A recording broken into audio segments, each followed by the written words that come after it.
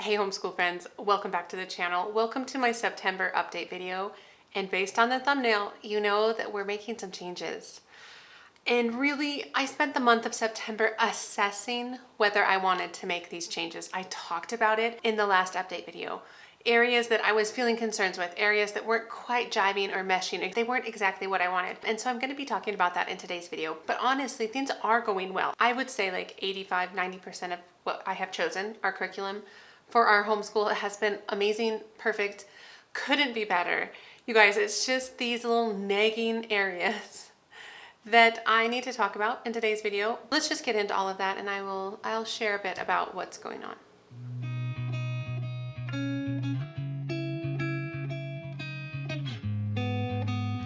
So hi, my name is Angie. Welcome to the channel. Welcome back, all the things. So like I said, September update video. In these update videos, I'd like to talk about like life. I like to talk about family subjects and individual subjects for my 5th grader, 4th grader, and twin 1st graders. But before I get too far, I do need to say a quick thank you to Sonlight for sending me a lot of this curriculum. A lot of the curriculum that I just love, and they sent it to me in exchange for my honest opinion, which is a lot of what I share in these update videos, as well as like I have a whole playlist of Sonlight content. So go check that out if you are interested. But let's just start with life. Honestly, I would say life is pretty good.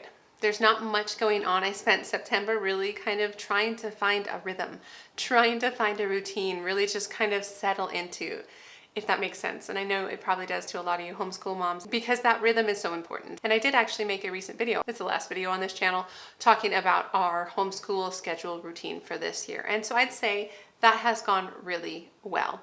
And now moving into family subjects. So I love family subjects. Nothing is changing in family subjects, in case you were curious, because I know when I click on videos like this, I really want to know what the problem is. It's not family subjects. But I have lots to say here.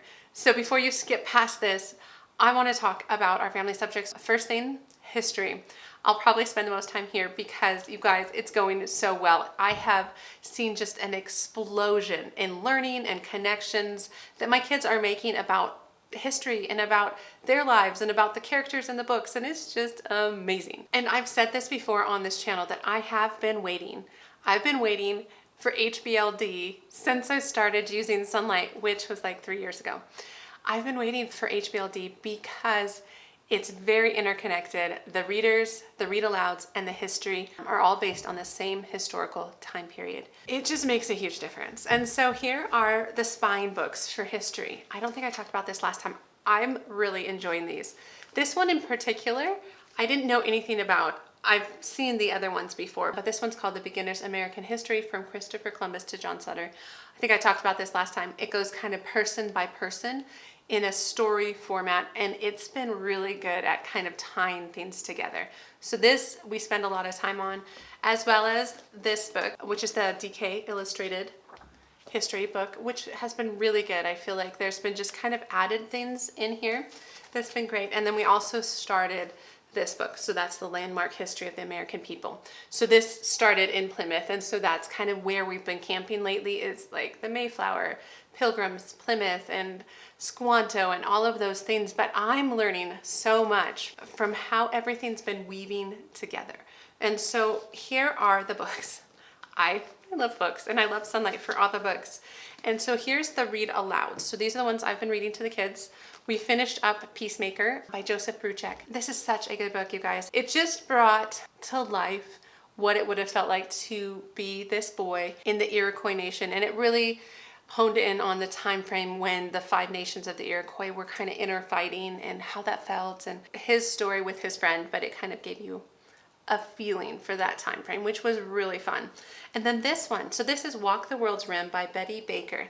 Now, to be honest, I had heard that this book is a struggle because I like to be a part of kind of all the social media. Like there's an app for Sonlight, there's like Sonlight Moms on Facebook, and I like to kind of read what people say. And a lot of people complain about this book or say it's a really slow start or really hard to get into. I disagree. I thought it was fantastic. I mean, we're almost done. We have like a few chapters left.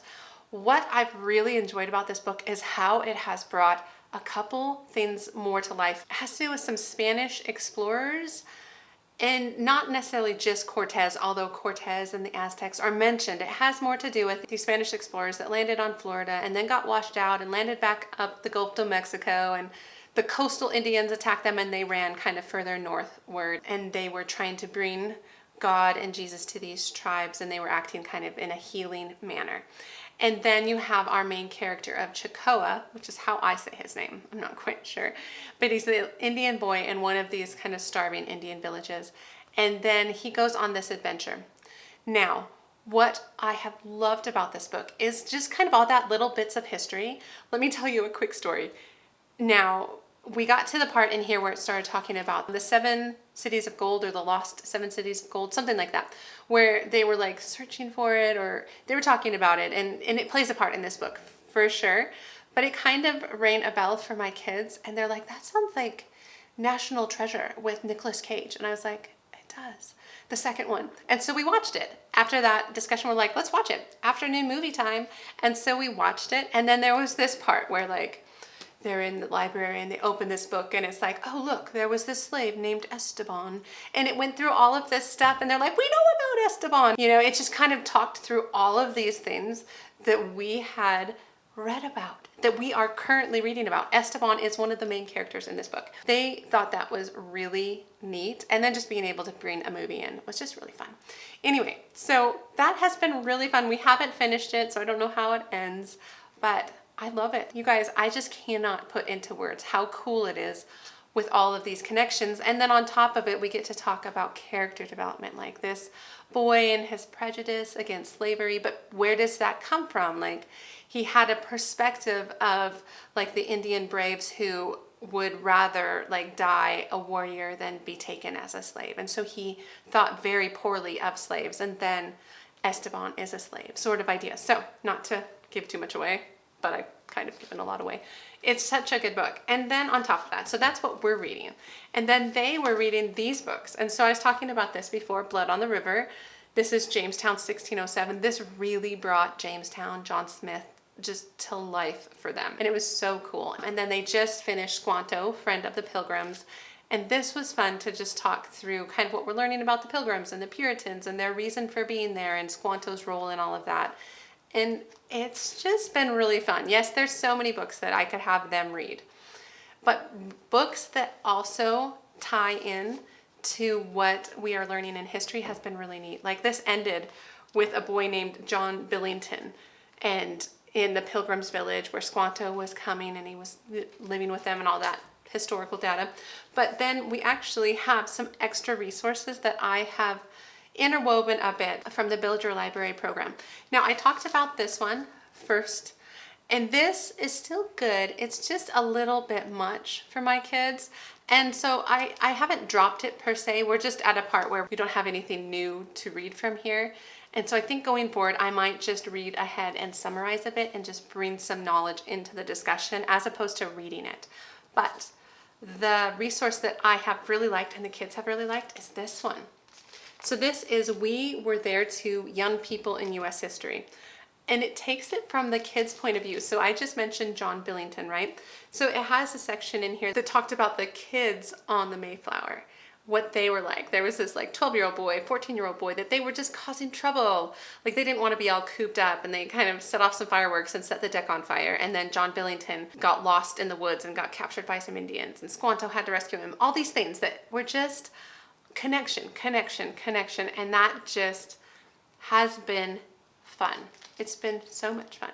The last history resource, which is kind of more of a Bible resource, but I'm reading it more history-wise, is this Native American Prayer Guide. I'm just reading through the information on the Indian groups that we are talking about. And it's been really good. It just adds a little bit more, like the Wampanoags, and it talks a little bit about how it was going well when there was a peace treaty with the Puritans, and then some things happened and it was kind of the war with the Indians. So we're able to pull from so many different resources to paint this big picture, and I feel like they're just enjoying it.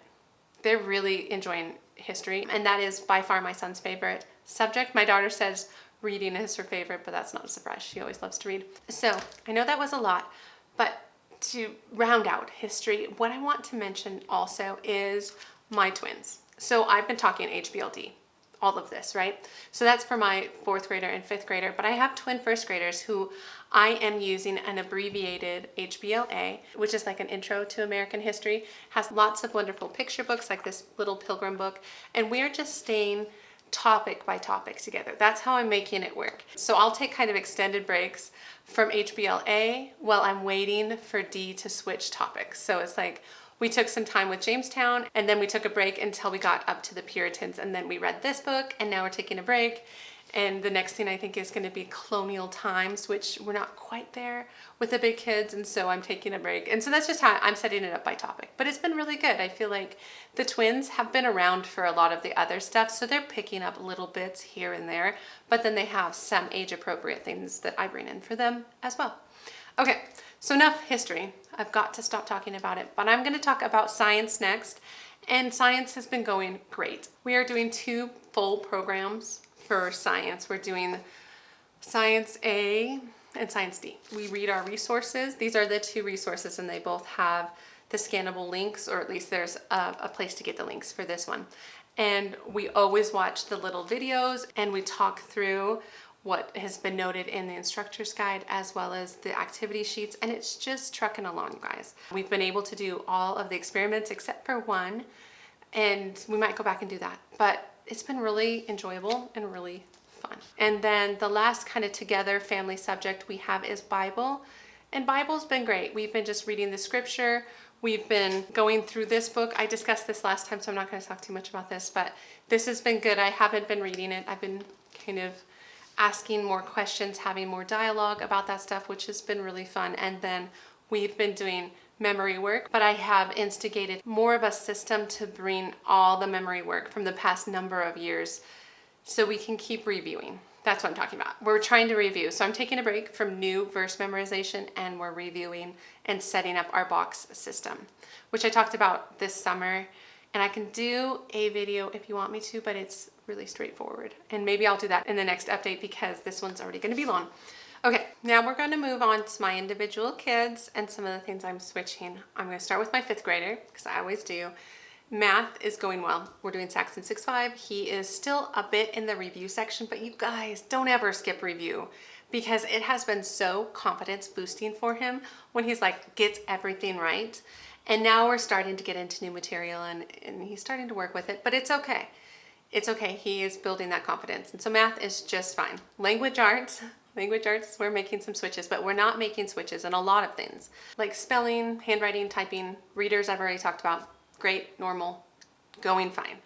There's not much going on. I'm going to talk a little bit about logic of English has shifted a bit, but that's not so much the issue. Okay, so before you come after me in the comments, I'm taking a break. Not like forever, but we're stepping back a bit from IEW. But I think it's going to end up being something that we're going to kind of keep a little bit in rotation. So this isn't a true switch.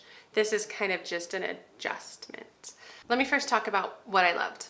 What I loved about IEW structure and style is a few things. I really liked how it just kind of got my son to write.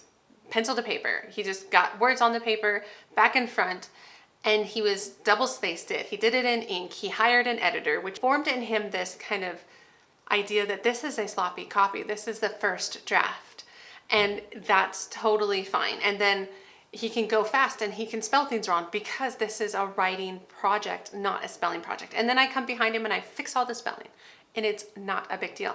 And so I really have liked that. I've also liked that it's had him type kind of a final draft, but it works for him because he also is able to spell check on the computer. So what I don't like, and honestly, this was my original hesitancy with this program. This is why I've held off until a 5th grader before giving it a shot. And it is the formulaic nature of IEW. It's the ly adverbs, it's the who, which clauses, it's the strong verbs. It's having to have those in every stinking paragraph. And what it resulted in was him pushing and forcing all these words into sentences, and then it made no sense. And then I wasn't really paying attention, so when I was editing it, I'd be like, no, that's stupid, that sounds bad. And so I'd exit out and I'd fix that sentence. And he's like, but Mom, I had to fit that in. And I'm like, I get it. I get the heart behind it. I understand that it's this idea of like, you push these things to habit, to form habits, and then I feel like you can kind of draw it back. Or at least that's my thoughts of kind of the heart behind that approach of such a formulaic approach, but it's driving him bananas. Like, he likes the structure, he likes that he feels like he's writing more, but these things are driving him nuts. He's also getting bored with the repetitiveness of every like source text, keyword outline, source text, keyword outline, just like over and over and over. And he's not loving that. And so what I told him is that there are some things I do love, and he agreed with the things I loved. And so we're going to keep it in rotation. Like, we were able to do unit like 2 and 3. And so we still have unit 4, 5, and 6 of this 1A program. And so we're gonna do something else, which I'll share with you in just a second. And what I'm thinking we might end up doing is taking a break from that for like a month and being like, let's do unit 4 of IEW, just to kind of keep that skill up and things like that. So I'm not tabling it forever because I do see the good in it, but it's just hard for me to love. I love the independence of it. I love that I can just let him do it and we can talk about it and I can edit stuff, but I don't know if it's exactly what I want. All right, so you might ask then, what are you gonna use? And we're gonna use what we have used in the past and what I already own and what I already really like and was thinking of circling back to anyway, and that is Sonlight Language Arts. So I have been using the Language Arts D program with my son this year. We've been mostly just using the dictation and mechanics practice. So this kind of day 1 of creative expression. And you can see actually this is where they also have some of the readers are scheduled here, and that is for both of my big kids. My 4th grader and my 5th grader are using the readers, and he was just the one using the dictation. And so what we're gonna do is we're gonna use the whole thing, is we're gonna bring in that writing. And I think a lot of what he learned in IEW will transfer into Sonlight. What I really like though is the interconnectedness of the whole Sonlight program.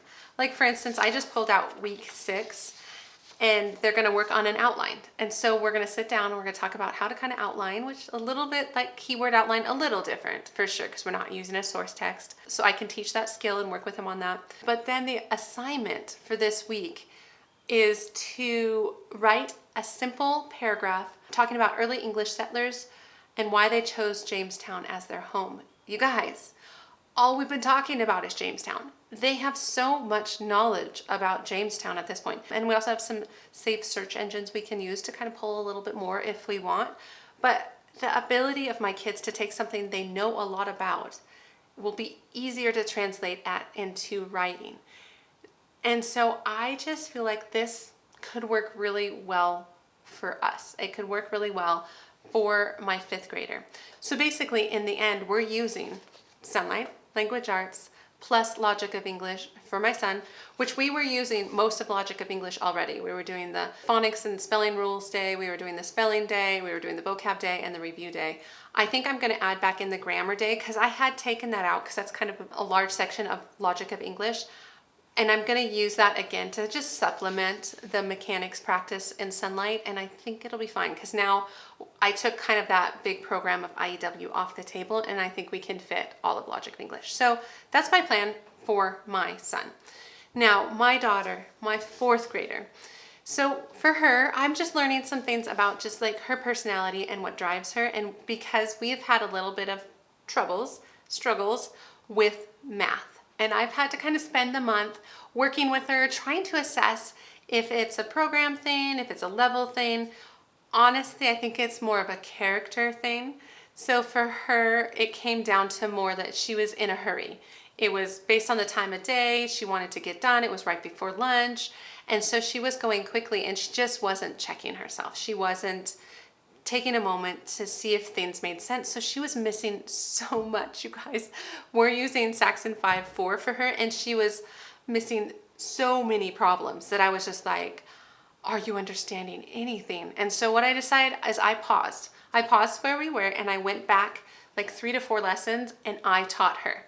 I reprinted the fact sheets. I had her do the opposite because we always do evens or odds. I had her do the one she hadn't done yet, and we redid the lesson with me teaching and kind of trying to assess where she's at.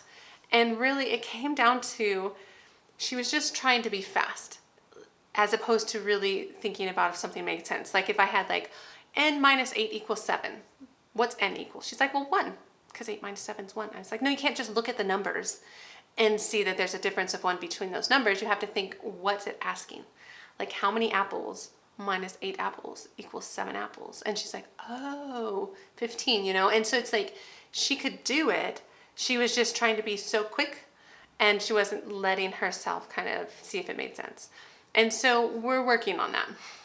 We're working on what time of day, maybe where the location is, away from all her brothers, because our house is a madhouse at times, especially when the twins are on a break. Like when I'm not working with them, they can be so loud, and I'm trying to kind of figure out how to parent that well, you know, but also set her up well. So it's been an adjustment period, but it's okay. We've gotten her a little bit back on track. She's starting not to miss everything, and it's going better. And I'm just trying to figure out how to encourage her, because my son, my oldest, has kind of more of an inner drive.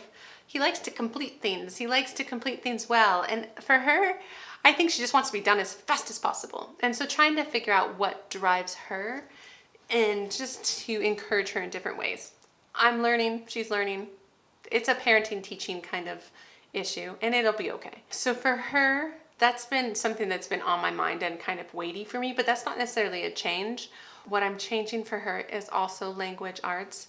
So again, don't come after me because I'm not loving the good and the beautiful. Now, let's talk about what I do love. I like the grammar sections. I like those a lot. I like that they're independent, and she can work on those. I can teach her those, but she can work on those, and she's learning and she's growing. She likes the geography, the art, the cooking. All of that's great. I mean, we had already decided we weren't using the spelling at the beginning of the year, so that wasn't something I had never planned on using. But I had been using the writing, and I had been using the readers. And both of those things, I was already hesitant at the beginning of the semester. Like, those were the things that brought me a little bit of pause. Now, the writing, there's been some good to it, like where it's teaching her kind of like descriptive language. It's teaching her how to pick out redundancies. It's teaching her how to pick out like topic sentence and then read through the paragraph and X out anything that doesn't fit the topic, as well as like transition words. And so there has been some good things. For sure, she's learned some stuff. Where I feel like she just looks like deer in the headlights is when we get to some of these bigger writing, oh, I brought the wrong book. These bigger writing assignments that are like, here, rearrange this, or like say this in your own words. And it'll be this whole paragraph about the Mexican flag. And then she's just like, what do you mean? And I was like, well, okay, so then I work with her, and that's fine. I am not like opposed to like working closely with her, but I even felt like it didn't give me quite enough something. It's definitely not like a terrible thing. It just doesn't feel quite right, and I can't quite put my finger on it, but she seems to be floundering. She doesn't like when we get to the writing sections. We're both kind of like, I'm not quite sure. So I'm also just gonna try switching her to the Sonlight Language Arts. Now, we're just gonna use level D because of the same reason I just said. It interconnects with the books she's reading because she's also reading these readers. And I'm just gonna expect different things. So like my son is doing the dictation, I probably am gonna start her out with just copy work. And then when it comes to some of this paragraph writing, we're gonna work together a little bit more than I'd say my son. Like I feel like my son, I'm gonna do the teaching, we're gonna brainstorm together, we're gonna talk about it, and then I might send him to try and do like a first draft or a sloppy copy and see how that goes. With her, I might help her with her sloppy copy, if that makes sense, so that I kind of gear it differently. And also there's the advantage of being able to teach them together, but then separate them once it goes to kind of like, let's do this assignment. Like I won't have them sitting together and competing or comparing or any of that. Like I'm not interested in that. But I think we can do a good job of teaching together, especially since a lot of this stuff they are learning together. So that's what I'm switching for her. Otherwise, everything else is the same. Again, all about spelling is working really well. Typing's great, handwriting's great, no complaints. So it's really kind of just those key switches. We're gonna give a go for October. Come back at the end of October. I'll let you know how it goes. But I just decided now was a better time to switch. I had initially thought, well, maybe I can make it till the end of the semester, but then I'm like, but why? I can adjust some things as needed and just try it out. So that's what we're doing for this upcoming month. And then it comes to my first graders, you guys. My first graders, I spend a ton of time on them. I talked about how much time it takes me to homeschool them with their phonics lessons and their math lessons, and then followed by handwriting. But they're doing so well. They're doing Abeka. We're finishing out Abeka K5. We have 10 lessons left, like we're on lesson 150. So we're gonna go to 160 before we switch over into the grade 1 stuff, but they're just progressing. Their reading's getting a little smoother. Their ability to recognize the 2 vowels versus 1 vowels, the short sounds versus long sounds. We're getting there. It's so incremental, but the spiral is solid. Like, you guys, it's teaching them. It's teaching them to read. And then as for math, they both just really like math, and so it just goes a lot smoother than phonics. And that's great. I'm good with them being a little bit more happy with numbers than letters. That's fine with me. And so they're fine. There's not much to report. As of right now, we sometimes do lessons together. We mostly don't, which is what kind of affects the schedule, but they're growing, they're learning, and it's by far worth the sacrifice to teach them separately. So I realize I've been talking for a long time. My voice is tired. I've said a lot. Let me know your thoughts. I feel like every family is different. Every mom is different. And I know IEW and The Good and the Beautiful are well-loved programs that people will just defend. And I know that. And I'm so happy it works for you if it does work for you. It isn't quite working for us. It's not super terrible. I'm not saying we won't end up back there, but for now, I'm going to troubleshoot and see if I can get it a little bit more dialed into the needs for my kids. So that's what I have, you guys. Let me know your thoughts and let me know how September went for you. And if you have nothing to say but want to let me know you're here, let's just do a pumpkin. I'm just in such a fall mood. Drop a pumpkin emoji down in the comments and that would just be really fun. But otherwise, you guys, like the video if you liked it, subscribe if you want to, and have a wonderful day. All right, I'll talk to you later.